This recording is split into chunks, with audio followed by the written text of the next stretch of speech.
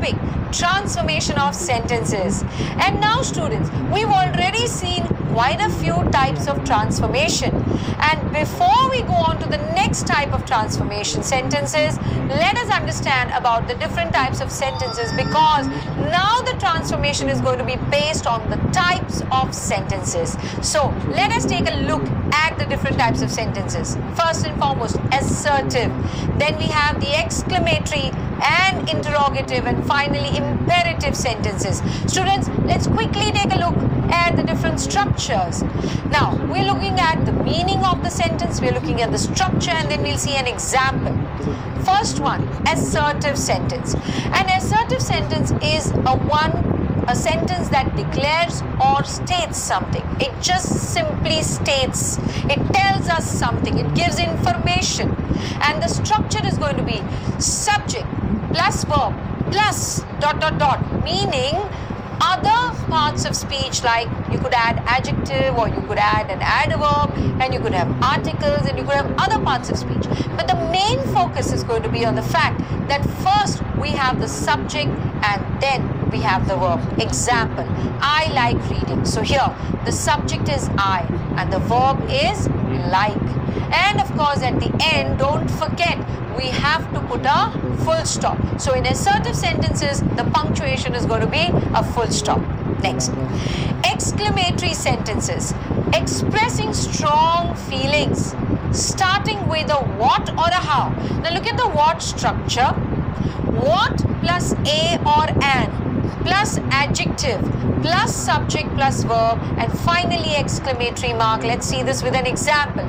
What a sensational match it was. Now here students, what, and then we have an article, so either a or an, then we have the adjective sensational, and then the subject match, and finally the verb was, and of course ending with the exclamatory mark. Students, the next structure in exclamatory, meaning in exclamatory you can use either a what structure or a how structure. So how plus adjective plus subject plus verb and the exclamatory mark. Here again a sentence, how beautiful the house is. So we start with how, then beautiful is the adjective, then we have the subject, that is the house, and finally the verb is, followed by an exclamatory mark.